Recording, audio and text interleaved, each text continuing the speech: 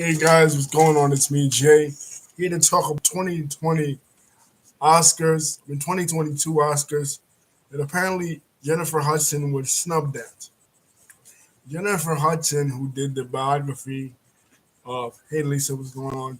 The biography movie of Aretha Franklin, she was not nominated for the Academy Award for either Best Picture or Best Song. But yet Beyonce was nominated in the movie King Richard. Now, regrettably, I have not seen either one of these movies, but um, I don't really like Beyonce like that, so I'm going to say that Jennifer Hudson deserved it, and she didn't get it. I mean, this is Aretha Franklin we're talking about, musical royalty, the queen of soul. Um, if there ever is a feminist icon in the music, it is Aretha Franklin. She is the one that really, put her foot down as far as music for women, RESPECT, respect. And they have shown disrespect to the memory of Miss Franklin by not nominating Jennifer Hudson for this category. Now, one thing that Lisa had brought up in the comments in when we discussed this on Facebook was that to her it didn't really matter that that Jennifer Hudson was snubbed in this category because Aretha Franklin, before her passing in 2019, gave her blessing to Jennifer Hudson herself personally. Picked Jennifer Hudson to play her in a biography movie, and that is more, according to Lisa and according to me as well. That means more than something from the Academy Awards. But this is not the first time that the Academy Awards has overlooked great pictures. Let us not forget the 1992 Academy Awards. Denzel Washington did not win in any category, wasn't even nominated and acknowledged for his role as Malcolm X, and that is by far his best role. Selma in 2015 was snubbed and didn't win the award it should have, and wasn't given the proper acknowledgement as well. But the most glaringly obvious one is Malcolm X, 1992.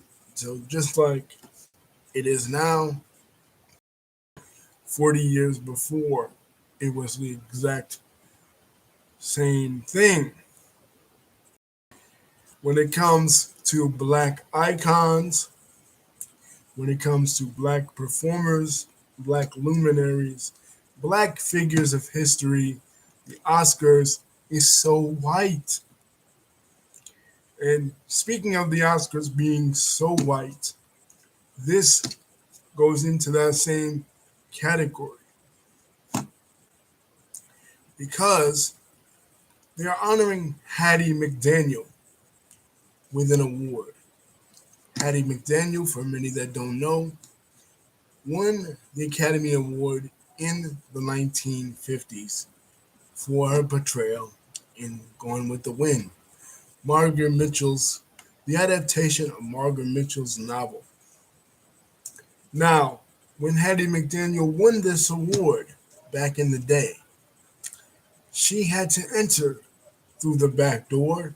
She had to sit in segregated seating in liberal, as the article pointed out, liberal at that time, Los Angeles.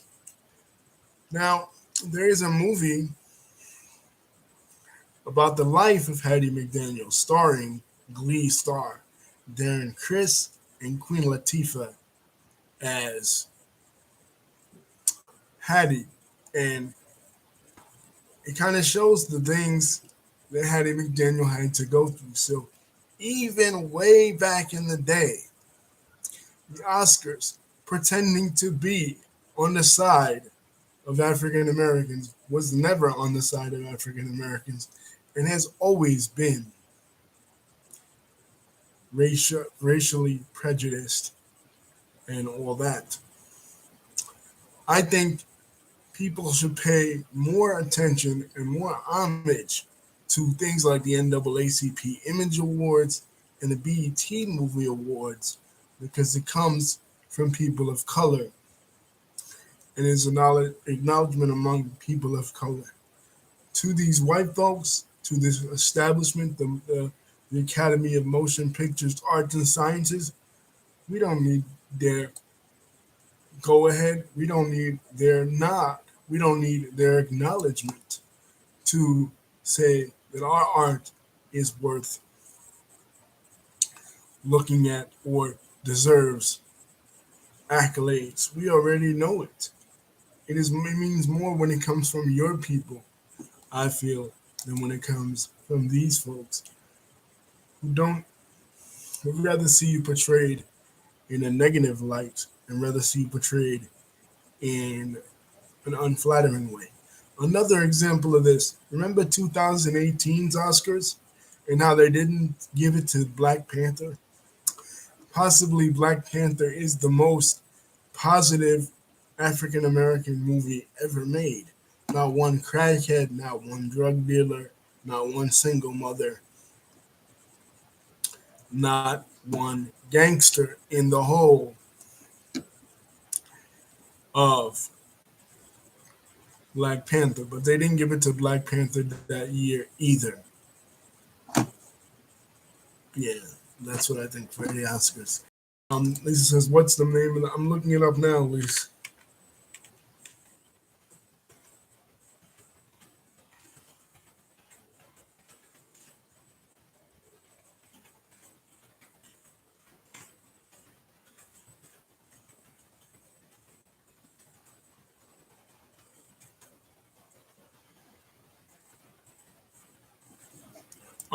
It is a mini series. It is called Hollywood. It is stars Queen Latifah as Hattie McDaniel and Darren Criss from Glee as Rock Hudson. Another person that was snubbed in Hollywood and had to hide who he was as an LGBT person up until his death of HIV and AIDS in the 1980s. So yeah, the movie is called Hollywood, and it's from the writer of Glee, Ryan Murphy, who's also behind Nip Tuck, also behind American Horror Story, and it kind of shows what Hattie McDaniel had to go through in the 50s.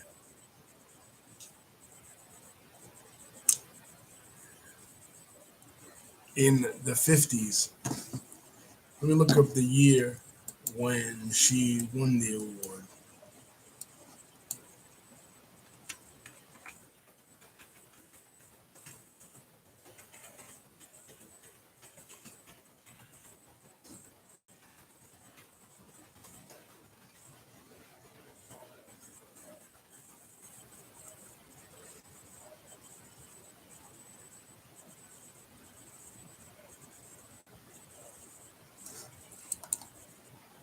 Well, no, I was waiting. Sorry, guys. She won the award in the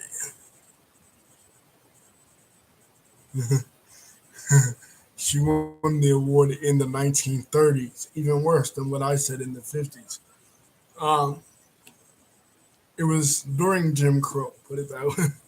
But yeah, now they're honoring her posthumously as if they supported Hattie all along. This is an example of what, and this is my party, so I can speak about it. Democrats, liberal democratic people do. Mostly every cause they support right now 10 years ago or even more, they didn't support it back then. They only go with the flow and they support causes as they become socially acceptable. Even Barack Obama, one of my favorite presidents of all time, if you go back and you look at his speeches from 2008 or 2007 or 6, he did not support LGBT marriages or even civil unions. Neither did Hillary. Now they support it wholeheartedly because they know the public is behind it. Republicans do it too, but they're just a little bit slower to get to the party than the Democrats. But the Democrats always, if you dig back into their history, they always don't support the things that they support right now.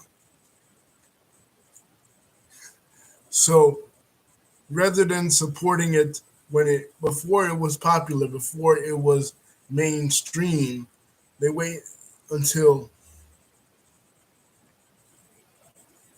yeah, that's true too. Lisa says, isn't it ironic that they're honoring Hattie McDaniel for winning the Best Actress for this year, but no black women are nominated for Best Actress? Exactly. I'm gonna go down to Best Actress category.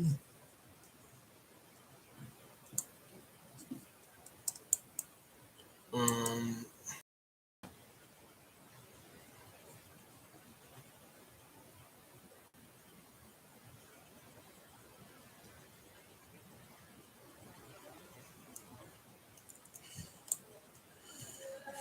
yep, that is absolutely right, Lisa. No black women for Best Actress this year. Best Actress 2022.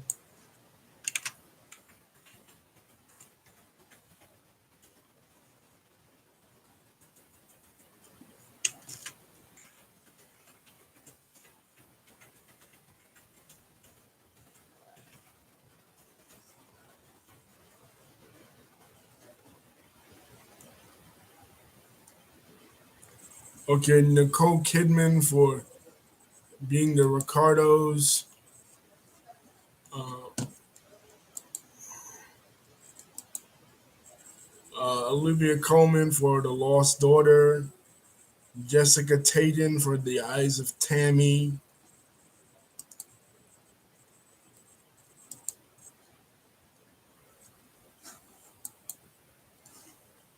Uh, yeah, a lot of these I didn't see, but as usual with the Oscars, it was always funny to me when it came to this because I saw being the Ricardo, so that's the one I'm going to root for. And that's what I always do in the Oscars. The one I saw was the one I root for. But it's funny with the Oscars. The movies, the Oscars are sort of like the WWE in a way. The wrestlers people like are not the wrestlers that the WWE wants to win, and the wrestlers people don't like are the ones that they always pick to win.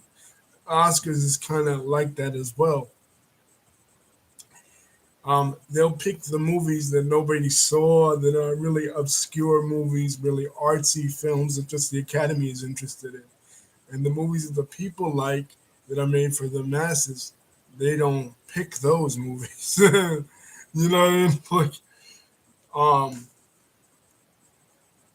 you know, they only pick the movies they're interested in. I mean, a lot of these movies, who has ever even heard of some of these movies? I mean, look at Best Picture.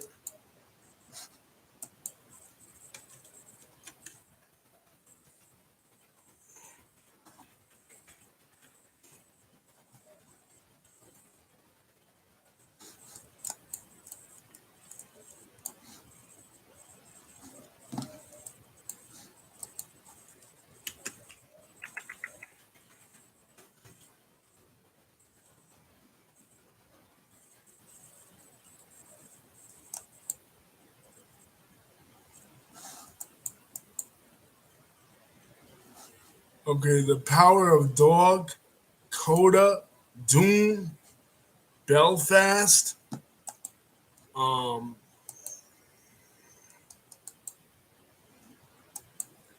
I mean, I didn't see any of these films, and nobody I know seen any of them. You know what I mean? So the Oscars be picking these obscure movies that nobody ever seen, that nobody ever heard of, nobody ever knew about, and they snub, they turn their noses up at ones that people like and ones that people appreciate.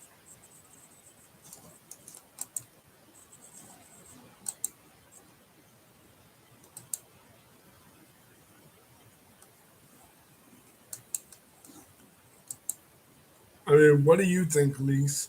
Do you think that Jennifer Hudson should have got the nomination for Aretha Franklin? You know, West Side Story did get nominated, but again, this new West Side Story, the new West Side Story, who's seen it? You know what I mean? Who it was a box office bomb. It was a box office bomb that weekend of West Side Story. Everybody went to see Spider Man Go Home. Nobody really went to see this. Was it good? Nah, it wasn't as good as the original. It was an okay adaptation, but nothing could touch the original West Side Story with Natalie Wood and Beamer because it's one of the most classic movies ever made, and it captured a time in New York City. The New York City was under a transition, a racial tension, and the racial element is not really touched on.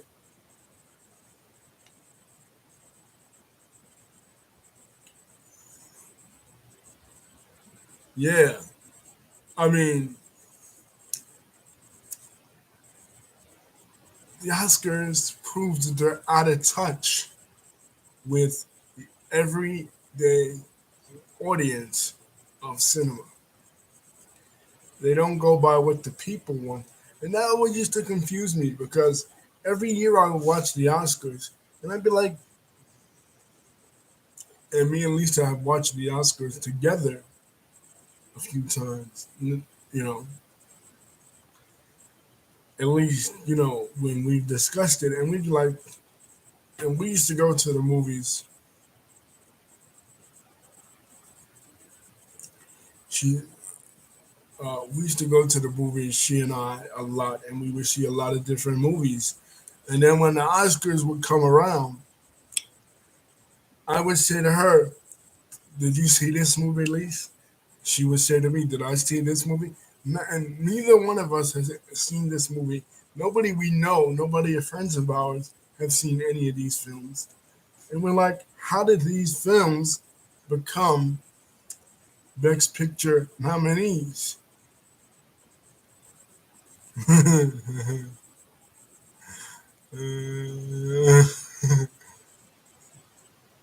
know, you know what I mean? Look, nobody has seen these.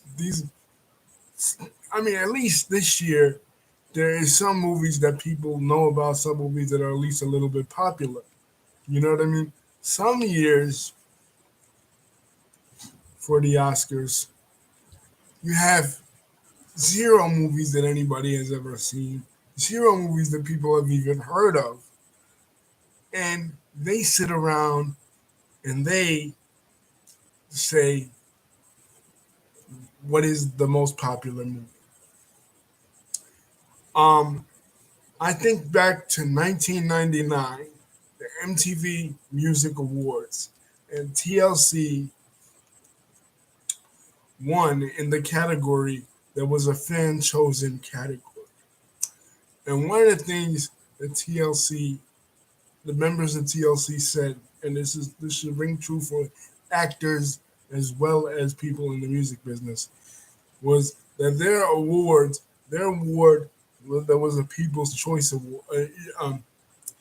It was fan voted on in MTV Music Awards that year.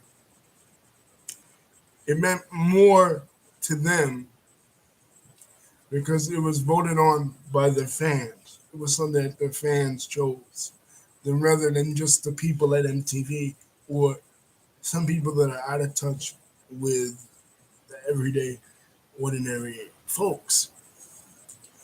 And that's the point I'm driving at here is that these movies, these movies that people are picked, that the Oscars picked, like Lisa said, they wonder why the ratings are so low, are not the movies that people went to see. They were not number one rated movies, box office numbers. They're not doing the big bucks at all. One year they picked Parasite, a Korean movie that was not even in English that hardly anybody saw. This one girl on the bus when I was coming back from seeing Terminator Dark Fate that year, this was 2019, Parasite came out. And she's like, oh, Parasite is so good. So I looked into what it was, Parasite, and I'm like, how the hell did this movie get nominated?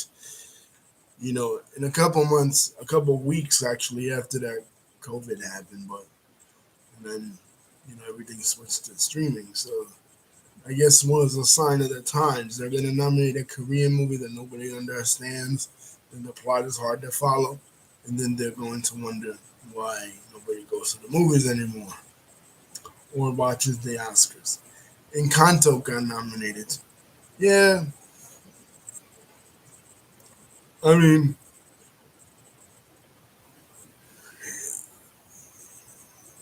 I remember years ago, at least they wouldn't even talk or wouldn't even.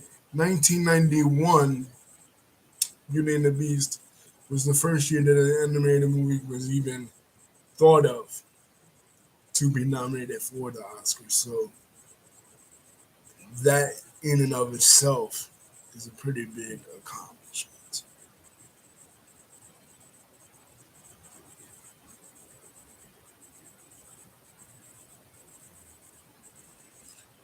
Um, we don't talk about Bruno is surprisingly a good song. Not a song dissing Bruno Mars, even though it should be.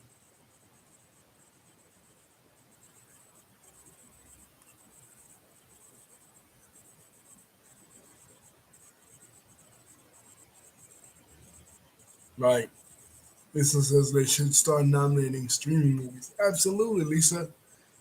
They are behind on the times. I mean, let's just face it, guys. Who's on the Academy? Probably a couple of old white ladies. Most majority is old white men. You know what I mean? They never respected black movies. They never respected comedies. At one time, if you wanted to go by money, at one time, Tyler Perry during the 2000s, and virtually me and Lisa saw every movie that he put out during that year. And Tyler Perry during that whole decade, this is like the 2000s, Tyler Perry was never ever nominated or even thought of for an Oscar.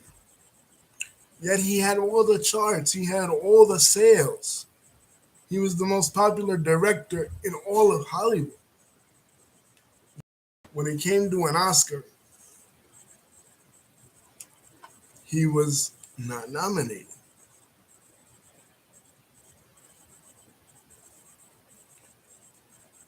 And he made some pretty good stuff. It got a little repetitive, you know, towards the end, especially with the Medea stuff. But you think the Oscars would even respect a movie like that or even look in a movie's direction like that? Wait, so that's why he moved out of Hollywood and he moved to Black Hollywood, which is Atlanta. And when he decided to build his studio, he decided to build his studio in Georgia and not Los Angeles because he's out there to prove that Los Angeles is not the only city that you can make it big in the movie industry.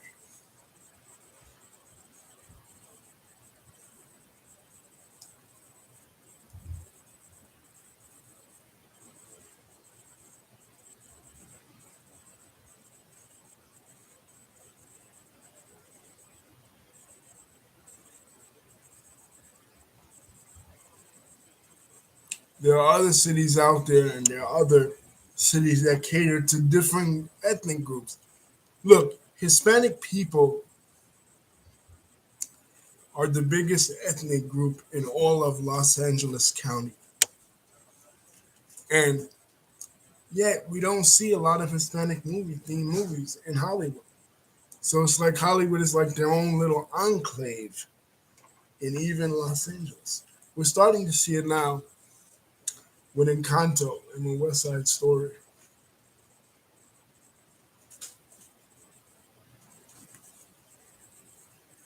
Yeah,